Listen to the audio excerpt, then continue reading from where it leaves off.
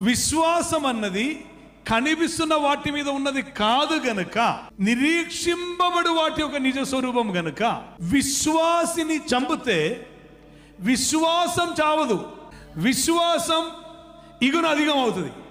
8 ఏండ్లున్న థామస్ను Mary అని రాణి ఇచ్చిన ఆజ్ఞ మేరకు ఇంగ్లండ్లో కాల్చి చంపుతున్నప్పుడు, ఆ కాలంలో పరిశుద్ధులు తప్ప ఎవరు బైబిల్ చదవకూడదు అని బైబిల్ను పరిశుద్ధులని చెప్పబడుతున్న వారి కొరకుని మార్చిపెట్టి మతం చేత మనిషిని నియంత్రించుటకై పోప్ ఆదేశం మేరకు బైబిల్ సామాన్య ప్రజలకు దొరకనీయకుండా మార్చిపెట్టిన కాలం.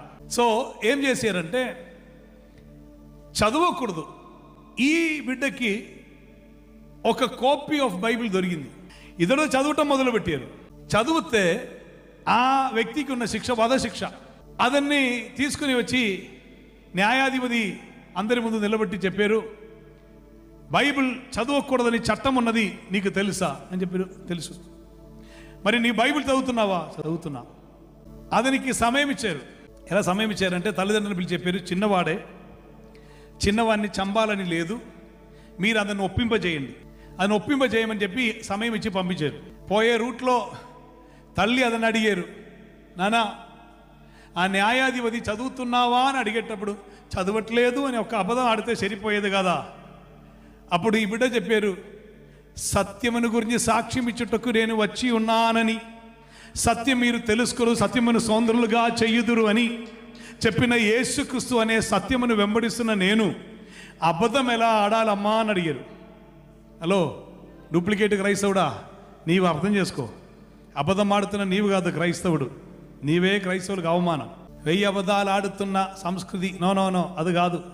సత్యం మాత్రం చెప్తున్న కల్చర్, బిబ్లికల్ కల్చర్. సత్యం చెప్పడానికి ధైర్యం కావాలి. సో ఈయన చెప్పారు, నేను అబద్ధం ఆడను అని. అప్పుడు తండ్రి గారు అడిగారు, మరి నీవు చదవకుండా ఉండొచ్చు కదా. అప్పుడు ఈయన చెప్పిన మాట, ఆహారం వద్దని చెప్పినా ఓకే, కానీ బైబిల్ చదవకుండా నేను ఉండలేకపోతున్నాను అన్నారట. ఇంట్లోనికి తీసుకొని పోయి డైలీ చదవకుండా ఉండరా అని చెప్పి, నేను చదవకుండా ఉండలేకపోతున్నాను. ఒక వారం తర్వాత థామస్ కనిపించట్లా, థామస్ కనపడటలేదు. తల్లిదండ్రులు ఇదని వెదకి వెళ్ళటం మొదలుపెట్టారు. కారణం ఉన్నది, చెప్పిన సమయానికి ఇదను తిరిగి తీసుకొని కోర్టులో నిలబెట్టి బైబిల్గా చదవట్లేదని నిరూపిస్తే ఇద్దరు బ్రతుకుతారు, లేకపోతే ఇదని చంపుతారు. ఇద్దరు కనిపించకపోతే అతను కనిపెట్టి, ఎందుకంటే హోటల్ హాజరు కావాలి. ఇదని కనిపెట్టడానికి వెళ్ళి థోమాస్ థోమాస్ అని చెప్పుకొని తండ్రి గారు పిలుస్తూ ఉండను.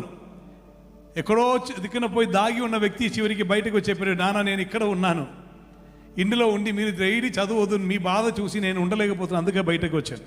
ఇదని ఇంటికి తీసుకుని వెళ్ళి ఇంకొక వారం తర్వాత మరలా ఈయన కనిపించట్లా. ఈయన ఏం చేశారంటే స్ట్రైట్ న్యాయాధిపతి వద్దకే వెళ్ళారు. అని చెప్పారు, సార్ మీరు ఇలా వెయిట్ ఏం చేయనక్కర్లేదు, 3 నెలలు కాదు 3 సంవత్సరం వెయిట్ చేసినాను, నేను బైబిల్ చదవకుండా ఉండలేను, మీరు చంపుతానన్నారు కదా, చేసి మీకు నువ్వు టెన్షన్ వద్దు, ఇంటి వాళ్ళకి టెన్షన్ వద్దు.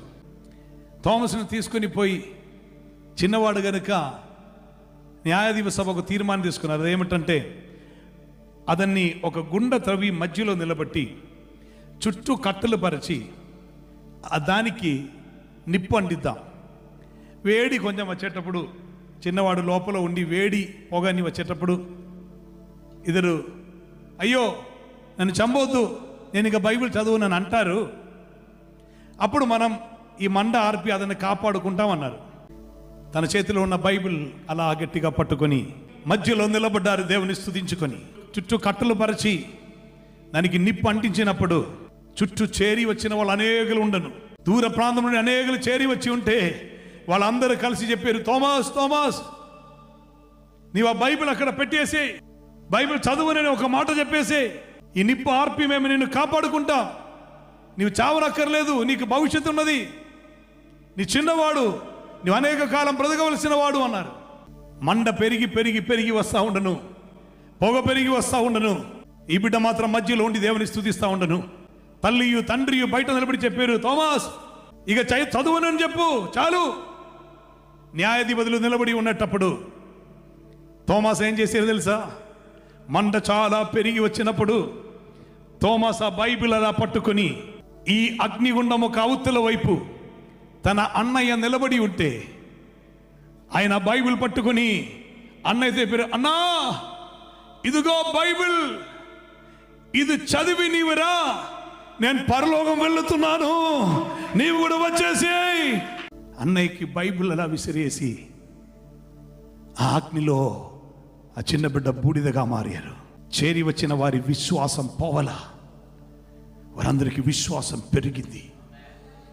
బైబిల్ చదివితే ప్రాణమును లెక్క చేయకుండా, అగ్నిగుండమును లెక్క చేయకుండా ధైర్యం కలిగినటువంటి వాడై ఒక చిన్న బాలుడే మారుతారంటే మనమందరూ బైబిల్ చదివితేనే కదా మనకు ధైర్యం కలుగుతుంది అని అందరూ తీర్మానం తీసుకున్నారు, మనమందరం బైబిల్ చదవాలి అని.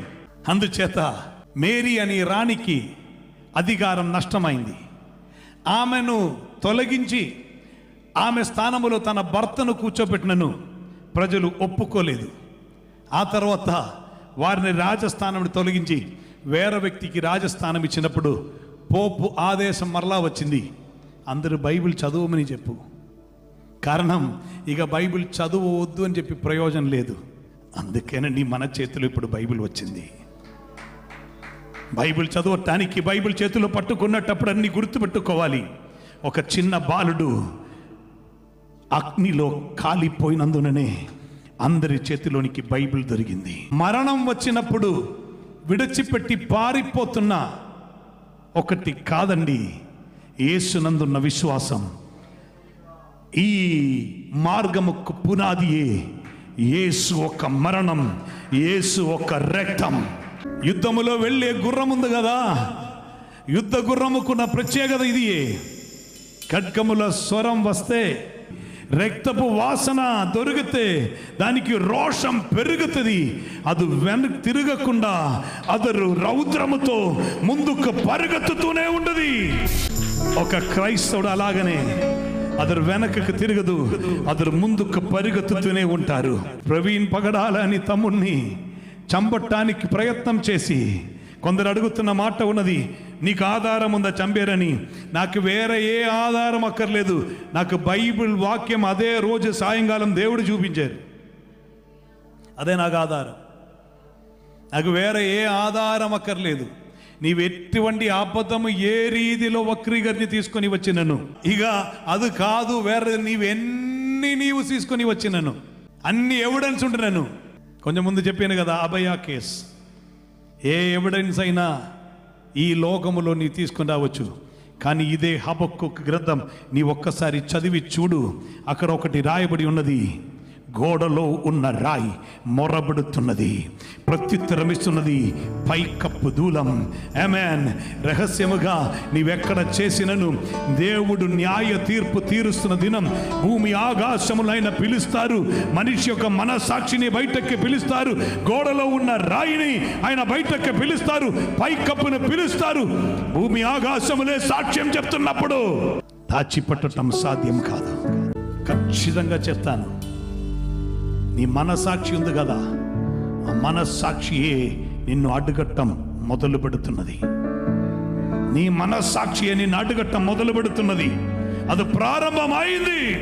ఇది ఇప్పుడేం ప్రారంభించినది కాదండి, ఎప్పటి నుంచో ఉంది. హేబేలును చంపినటువంటి చంపుటొక్క కారణం ఏంటి? అదనిది కరెక్ట్, ఇదనిది కరెక్ట్ కాదు. అప్పటి నుంచే చంపటం ప్రారంభమైంది. ఎవరు నీతి కొరకు బ్రతుకుతారో వారిని దుష్టులు చంపుతారు. అందుచేత నీతి లేకుండా పోతుందా? ఇకనూ విస్తృతం అవుతుంది, ఇకనూ అధికమవుతుంది.